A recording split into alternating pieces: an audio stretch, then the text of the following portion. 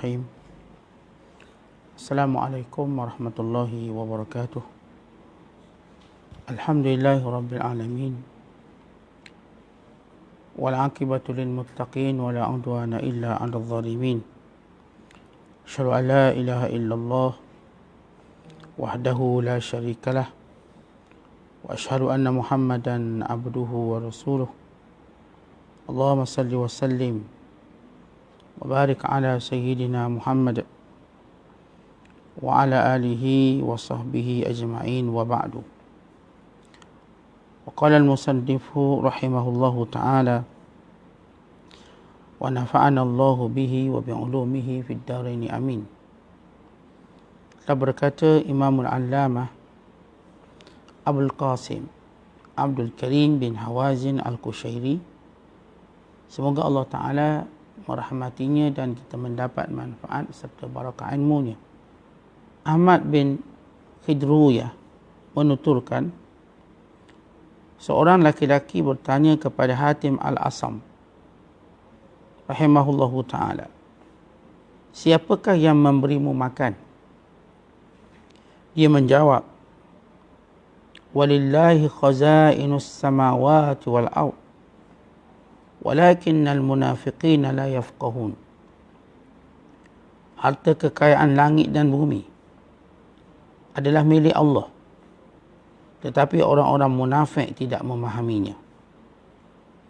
Ketahuilah bahawa tempat tawakal adalah dalam hati.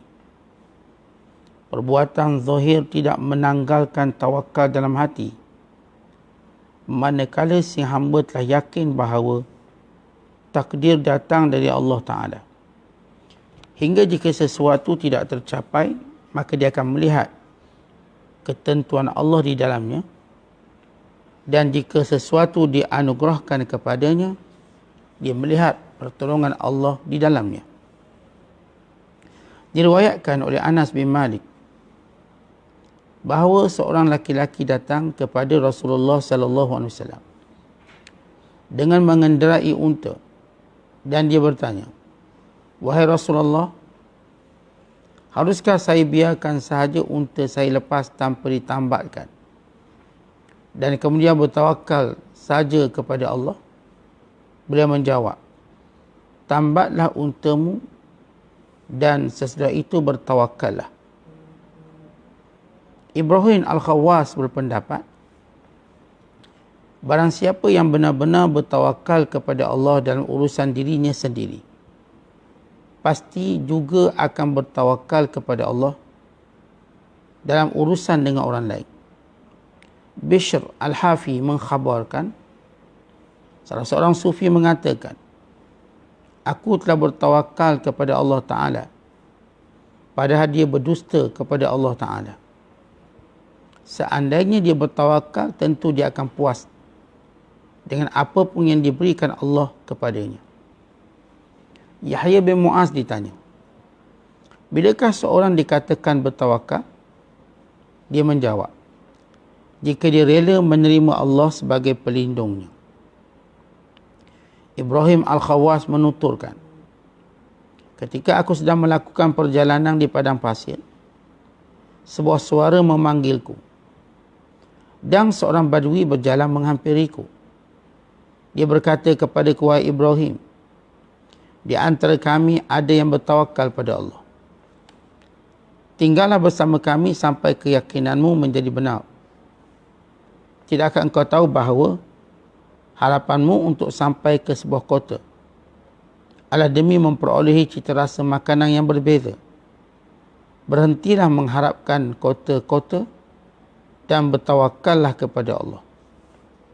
Ketika Ibnu Atha ditanya tentang hakikat tawakal, dia menjelaskan, tawakal adalah bahawa hendaknya hasrat yang meluap-luap terhadap hal-hal duniawi tidak muncul dalam dirimu, meskipun engkau sangat memerlukannya, dan bahawa hendaknya engkau sentiasa bersikap qanaah dengan Allah, meskipun engkau bergantung pada keperluan-keperluan duniawi itu. Abu Nas As-Sarraj menyatakan, keadaan bertawakal kepada Allah adalah seperti yang dikatakan oleh Abu Turab An-Nakshawi, mengabdikan jasad untuk beribadat, memaukan hati kepada Allah dan bersikap tenang dalam mencari keperluan. Jika memperoleh sesuatu, dia bersyukur. Jika tidak, dia bersabar. Seperti dikatakan oleh Zunnun Al-Misri, tawakal kepada Allah bererti meninggalkan muslihat diri sendiri dan melucuti kekuatan dan kemampuannya. Sebab si hamba hanya mampu bertawakal kepada Allah jika dia mengetahui bahawa Allah Ta'ala maha tahu dan maha melihat akan keadaannya. Abu Ja'far bin Abul Farash menuturkan, aku melihat seorang penjahat yang dikenal dengan sebutan Unta Aisyah yang sedang menerima hukuman cambuk. Aku bertanya kepadanya, bilakah rasa sakitmu akibat cambukan menjadi reda? Dia menjawab, manakala orang-orang yang menyebabkan kami dicambuk melihat kami. Al-Husain bin Mansur bertanya kepada Ibrahim Al-Khawas, apa yang telah kau capai dalam perjalananmu menyeberangi padang pasir? Dia menjawab, aku tetap berada dalam keadaan tawakal kepada Allah dan menyembuhkan diriku dengannya. Al-Husain lalu bertanya kepadaku, engkau telah menghabiskan usiamu demi menumbuh suburkan jiwamu. Tapi bagaimana pendapatmu tentang pemusnahan jiwa demi keesaan Allah Subhanahu Wa Taala? Muslimin dan muslimat sedang penonton yang dirahmati Allah sekalian, masih lagi berbicara tentang tawakal kepada Allah, yakni menyerahkan urusan kita pada Allah dan redha dengan apa pun yang Allah Ta'ala berikan kepada kita. Kita bukan sekadar berkata, saya tawakal, yakni serah pada Allah. Tetapi kita sesudah itu redha. Apa pun yang Allah Ta'ala takdirkan, inginkan, dan Allah Ta'ala berikan kepada kita. Kalau seorang hanya berkata, saya bertawakal pada Allah, tapi waktu dia mendapat sesuatu, dia tidak redha, maka ia berbohong dengan kalimah tawakalnya. Kalau tawakal berarti dia sedia, sentiasa percaya, tanpa ada pun sedikit keraguan, sedikit atau tohmahan atau wasangka. Dia percaya betul-betul. Maka ini kita sebut tawakal kepada Allah. Sebagaimana seorang pesalah yang menggunakan peguam bagi membelanya, maka dia berserah bulat-bulat kepada kepetahan peguamnya, kepandaian peguamnya bagi membelanya. Bila apa pun yang berlaku padanya, dia tak akan marah ke peguam dia. Dia tak akan maki ke peguam dia. Sebab dia sudah bertawakal, meletakkan bergantungan pada peguam secara kiasan. Dia sudah memahami makna tawakal. Pernah satu ketika, seorang lelaki ditanya kepada Hatim Al-Asam, daripada mana kamu dapat rezeki? Macam mana kamu makan? Ya, kadang-kadang dalam kehidupan orang-orang yang dekat dengan Allah, banyak misteri bagi orang-orang yang jauh dari Allah. Misteri bagi mereka. Sebab bagi mereka melihat orang-orang yang dekat dengan Allah, macam mana mereka ni cari rezeki, cari duit. Mereka ni ada duit ke? Macam mana mereka nak besarkan anak-anak? Sebagaimana ahli dunia melihat, kalaulah budak-budak anak-anak dihantar ke tahfiz, budak-budak tahfiz ni, budak-budak pondok, budak-budak madrasah, dia nak kerja apa? Dia nak kerja apa? Ada masa depan ke? Itulah misteri ahli dunia waktu melihat orang-orang akhirat yang meletakkan kesungguhannya belajar agama, mentaati Allah dan sebagainya. Sebagaimana mereka berfikir, kalau tak terima rasuah, cukup ke gaji dia tu? Cukup. Sebab gaji kita tak cukup walaupun 5,000. Ambil rasuah tak cukup lagi. Dia gaji 3,000 atau 2,000. Tak ambil pula rasuah, cukup ke? Misteri bagi ahli yang jauh dari Allah. Maka Hatim Al-Asam waktu mana ditanya, Tuan, macam mana rezeki Tuan? Hatim Al-Asam ni tuan-tuan, isterinya ada 4. Isteri dia ada 4. Anak dia pula puluhan, ramai. Kita isi seorang pun kelang kabut dia sebut cari rezeki. Anak seorang pun macam-macam, tak cukup. Ni Hatim Al-Asam, ramai isterinya, ramai anak-anak. Macam mana dia boleh manage keluarga ni? Lalu Hatim jawab mudah je. Dia kata Allah berfirman, walillahi khazainus samawati wal ard walakinnal munafiqina la yafqahun. Bagi Allah itu segala kekayaan langit dan bumi. Tapi orang munafik dia tak faham. Maknanya apa ayat ini tuan-tuan? Maknanya ketika mana kalau kita mengambil sebab turun ayat ini. Orang munafik, mereka nak gagalkan perjuangan Nabi Muhammad sallallahu alaihi wasallam. Lalu mereka berkemping untuk menjatuhkan Rasulullah, menyuruh orang Madinah supaya jangan derma pada Rasulullah dalam perjuangan dalam menguatkan agama Allah. Jangan tolong apa-apa pun.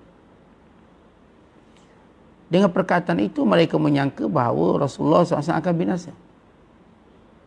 Bila mereka menyatakan la tanfaddu ala man inda Rasulillah, bila mereka berkata, orang-orang munafik berkata, jangan kamu mengeluarkan duit bersedekah untuk membantu orang-orang sekeliling Rasulullah hatta yang faddu, sehingga mereka akan binasa, sehingga mereka lari daripada Nabi sallallahu alaihi wasallam.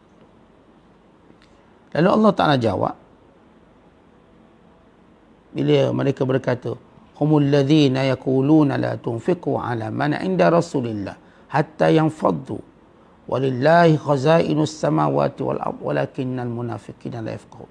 Mereka lah orang-orang yang berkata jangan keluarkan duit sikit 1 sen pun untuk membantu Rasulullah dan para sahabat membela agama. Jangan.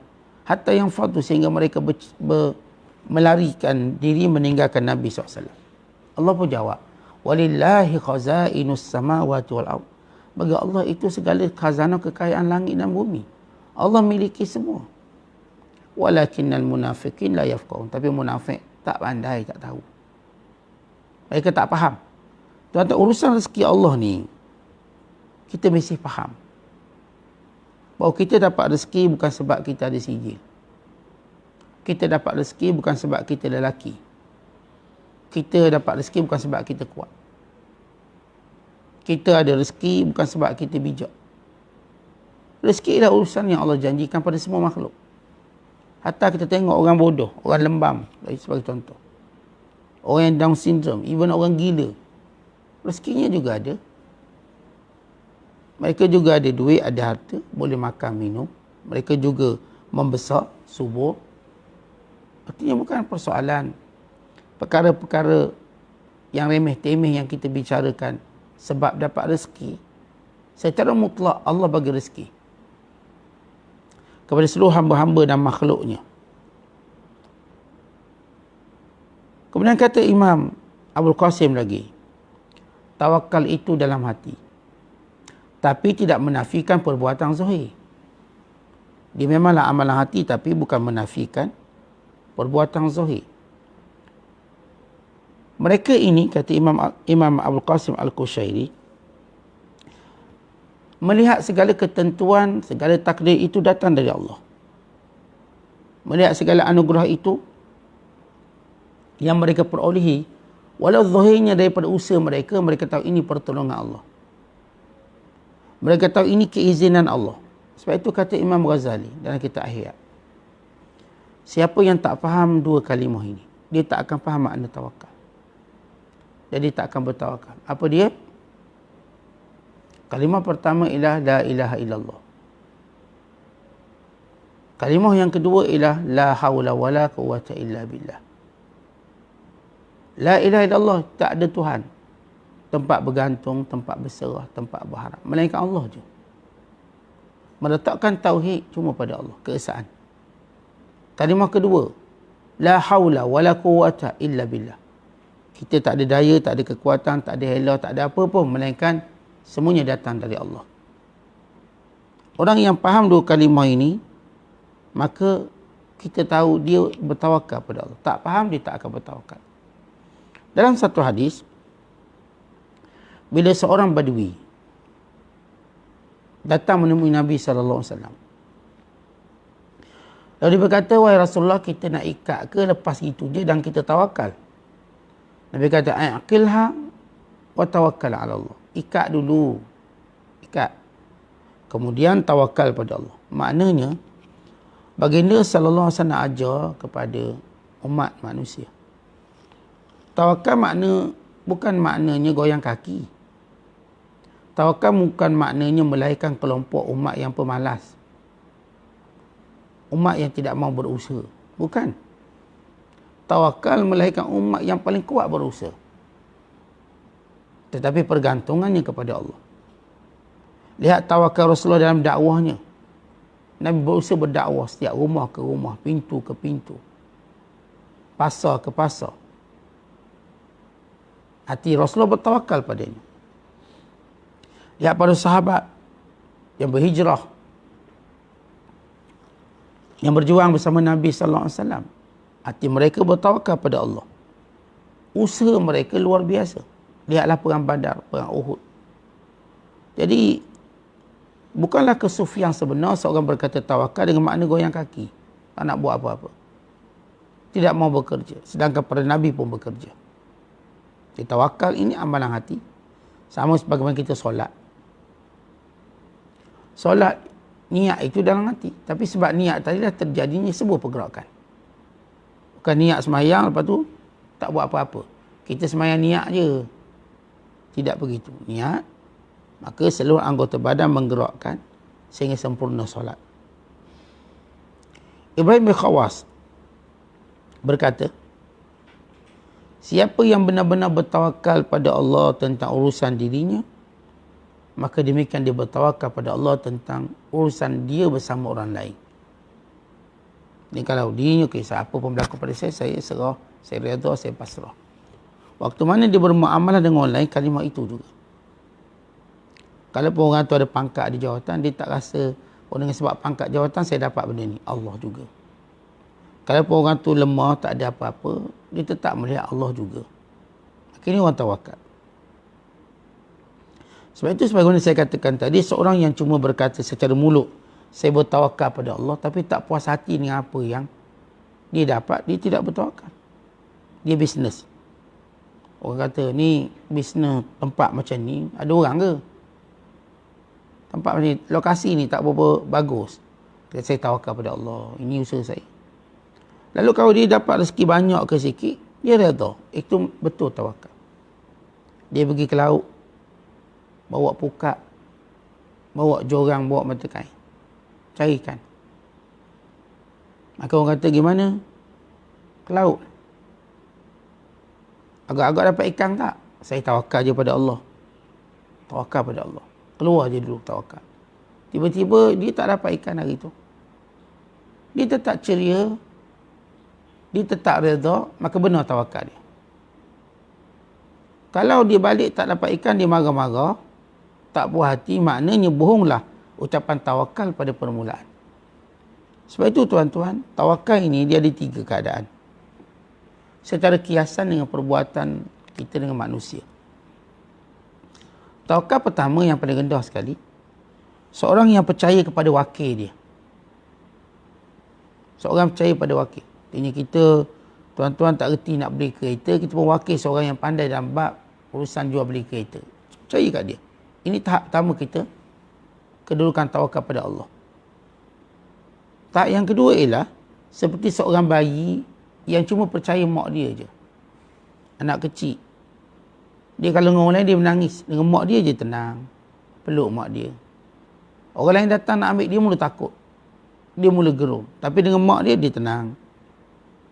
Maka ini tawakal tahap kedua. Sebagaimana seorang bayi. Tuan-tuan tengok. Yang tawakal pertama, seumpama seorang serahkan urusannya pada wakil. Dia percayalah. Wakil buat apa, percaya. Macam pesalah, wakilkan pada peguam. Apa pun. Kalau lepas tu kena penjara 5 tahun ke 6 tahun, dia percaya dah peguam ni. Dia tahu peguam dia dah buat apa yang baik. Itu tahap pertama. Tahap kedua, sebagaimana seorang kanak-kanak yang cuma percaya pada mak dia je. Orang lain ambil, nangis, teriak dia. Dan tahap ketiga, ialah seumpama orang mati di sisi pemandi jenazah. Maka pemandi jenazah nak buat macam mana dia pun, orang mati tak kata apa, tak gerak, tak berbunyi. Maka ke kanan-kanan lah dia, ke kiri-kiri lah dia. Akhirnya tahap paling tinggi dalam tawakal pada Allah. perumpamaan. Perumpamaan pertama seperti seorang yang percaya pada wakil dia. Perumpamaan kedua seperti seorang anak yang tak percaya melainkan mak dia. Perumpamaan ketiga, ni paling tinggi sekali makna tawakal, ialah seperti mayat di hadapan pemandi jenazah. Dia serah bulat-bulat. Sebab itu, tuan-tuan, kalau kita letak diri kita ni macam mayat di hadapan Allah. Saya tak ada apa. Ini semua Allah. Kalau hari ni nampak saya bijak, ini bukan dari saya, Allah. Kalau hari ni nampak saya kuat, ini bukan dari saya, Allah. Kalau hari ni nampak saya kaya, ini bukan dari saya, dari Allah. Zalika fadlullah yu'tihi man yasha' wallahu dzul fadlil azim. Itu kurnia Allah yang Allah berikan pada siapa yang dikehendaki. Walaula fadlullahi wa rahmatuhu lattaba'tumus syaitan illa qalila. Kalau tidak kerana rahmat Allah, kurnia Allah, kita semua ikut syaitan. Tapi Allah dengan rahmatnya, maka saya buat baik. Orang kata, mak, rajinnya kau buat baik. Bagus, istiqamah. Pagi-pagi pergi solat berjemaah. Ngau kuliah subuh, baik mu ni, mak. Bagus. Derma pun rajin. Solat duha tak pernah tinggal. Bacaan Quran pun Masya Allah. Dia kata, apa yang kamu tengok dari diri aku ini semua kurnia Allah.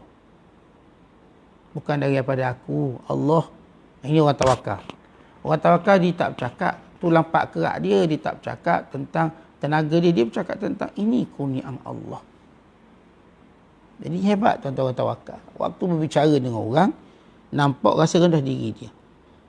Tapi orang tak tawakal, waktu berbicara dengan orang, nampak tinggi hidungnya. Yahya bin Mu'az, bila ditanya tawakal tu apa? Tawakal maknanya kita tidak minta perlindungan melainkan dari Allah. Tuan-tuan tengok tak kalau orang ni pakai tangkal? Orang pakai tangkal. Ya, saya dulu banyak tengok jenis tangkal.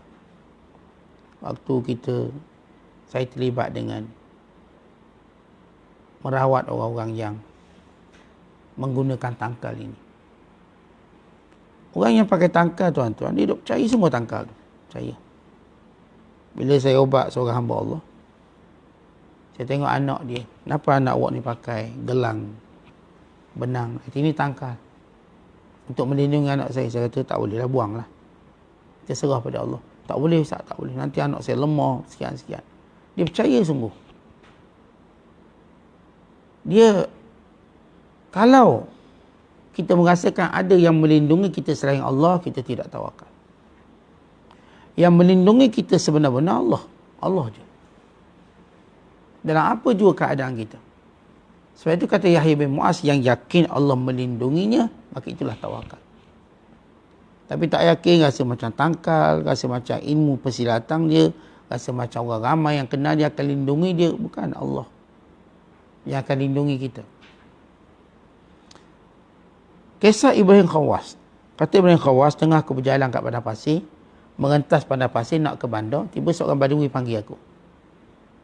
Lalu badui ni berkata, "Hei Ibrahim, wahai Ibrahim, di antara kami ni orang-orang yang bertawakal pada Allah. Kami tahu kamu ni ke bandar supaya dapat senang sikit, makan banyak sikit, lazat sikit, boleh pilih sikit. Tak perlulah kamu punyai perasaan demikian. Duduk dengan kami kat padang pasir ini supaya kamu dapat belajar tawakal."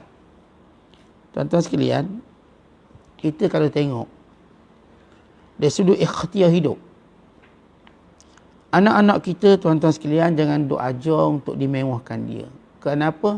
Kita mengajar dia tidak bertawakal. Sebab dia cuma nampak kemewahan. Kita kena belajar dia ikhtiar hidup, biar dia rasa kesusahan hidup, supaya hatinya bertawakal pada Allah.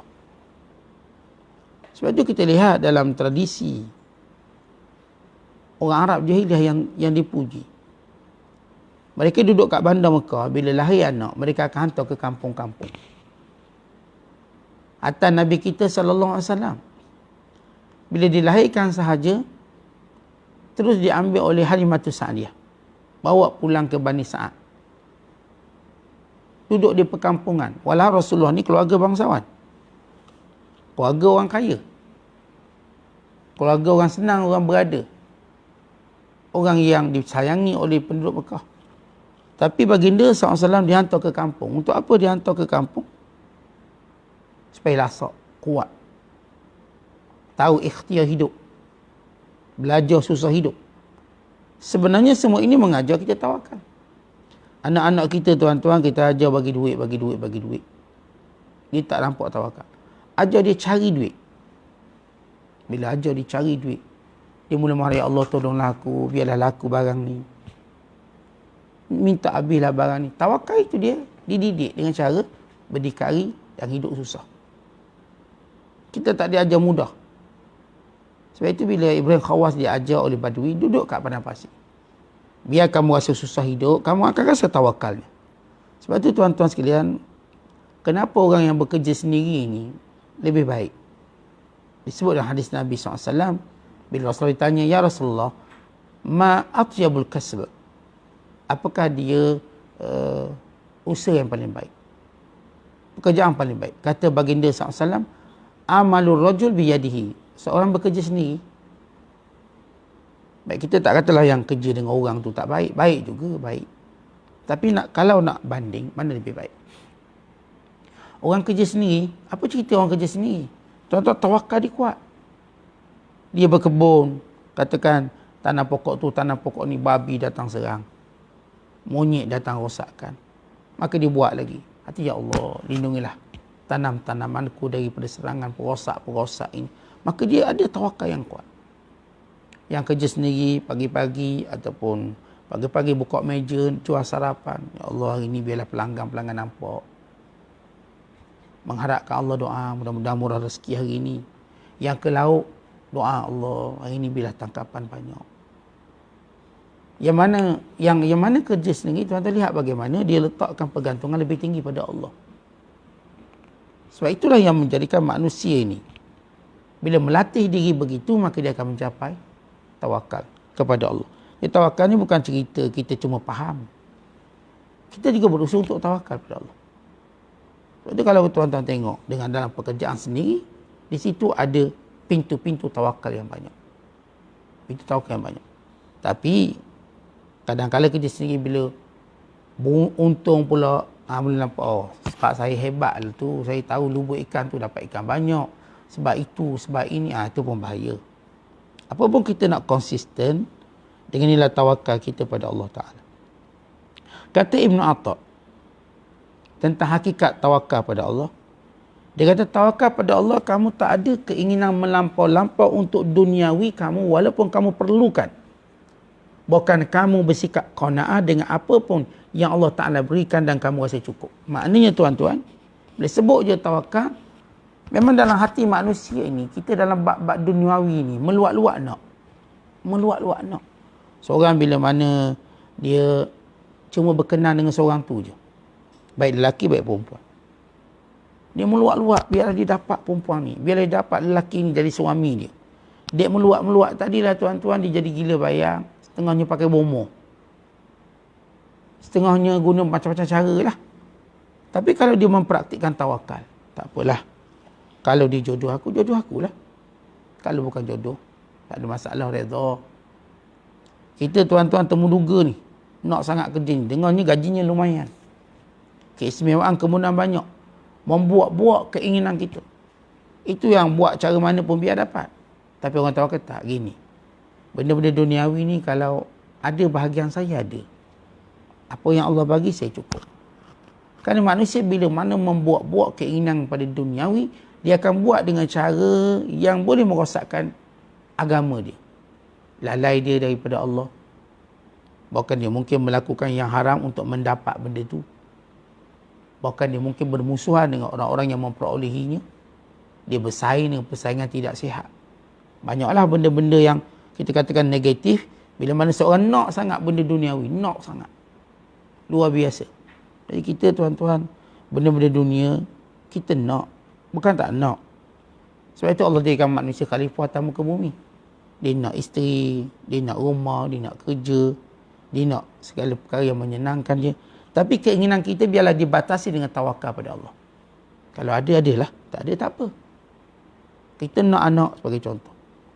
kuat, membuat-buat nak anak. Terutama kahwin dah lama lagi lah. Akhirnya kerana keinginan melampau-lampau, ada yang pergi cara perubatan yang diharamkan, cara syirik. Ada orang yang berputus asa dan macam-macam perangai-perangai yang bahaya. Bagi kita, tawakal pada Allah. Kalau ada rezeki kita, zuriat keturunan, alhamdulillah. Kalau tak ada, Allah nak beri lebih baik pada kita. Ada orang ikhtiar untuk dapatkan jawatan itu, melobi dia dengan cara melampau. Akhirnya apa jadi pada dia? Banyak keburukan yang menimpa dia. Sebab itu tawakal ini membatasi dia daripada keinginan duniawi dia yang melampau-lampau, yang boleh merosakkan dia. Kata Imam An-Nakhshabi tentang tawakal, mengabdikan jasad beribadat. Asas pertama, orang tawakal apa dia punya simptom atau alamat atau cara tandanya? Dia hidup abdikan diri untuk ibadat pada Allah. Satu. Yang kedua, hatinya berpaut kepada Allah. Yang ketiga, tenang dia dalam hal duniawi dia, tenang. Ada, tak ada, tak apa. Tenang. Dan bila dia dapat, dia syukur. Dan bila dia tak dapat, dia sabar. Lihat sifat-sifat orang yang ada tawakal, dia sibuk ibadat pada Allah. Macam mana keadaan ibadat, jangan tinggal. Pengabdian pada Allah. Kemudian hatinya sentiasa bergantung pada Allah. Kemudian dia tenang dalam mencari rezeki. Dia tak bersifat kelang kabut, gopoh, gapah. Jauh sekali nak buat benda haram untuk dapat keperluan duniawinya. Dan kalau dia dapat, dia bersyukur pada Allah. Kalau tak dapat, dia redha pada Allah. Maka inilah orang-orang yang benar-benar bertawakal kepada Allah. Jadi tuan-tuan sekalian, bagaimana membentuk tawakal pada Allah dengan sifat, dengan cara sebegini. Mudah-mudahan Allah Ta'ala menggunakan kita tawakal, bergantungan pada Allah dan semua urusan. Kerana kita yakin sebagaimana Allah kata, وَمَنْ يَتَوَكَّلْ عَلَى اللَّهِ فَهُوَ حَسْبُهُ إِنَّ اللَّهَ بَالِغُ أَمْرِهِ قَدْ جَعَلَ اللَّهُ لِكُلِّ شَيْءٍ قَدْرًا. Siapa yang bertawakal pada Allah, maka cukuplah Allah. Ini Allah yang mempercukupkan apa saja dia nak. Dan Allah akan menyampaikan apa keinginan dia. Urusan dia Allah sampaikan kepada kemuliaannya. Dan setiap sesuatu Allah dah tentukan. Kita ingat, setiap sesuatu Allah dah tentukan. Dan apa yang kita dapat, itu yang paling baik untuk agama kita. Baik untuk dunia, baik untuk diri kita. Tenanglah dengan apa yang Allah berikan. Jangan kita merasa keluh kesah dengan apa yang kita tak dapat. Kerana perkara itu akan membinasakan diri kita dan agama kita. Wallahu a'la wa a'lam bissawab. Assalamualaikum warahmatullahi wabarakatuh.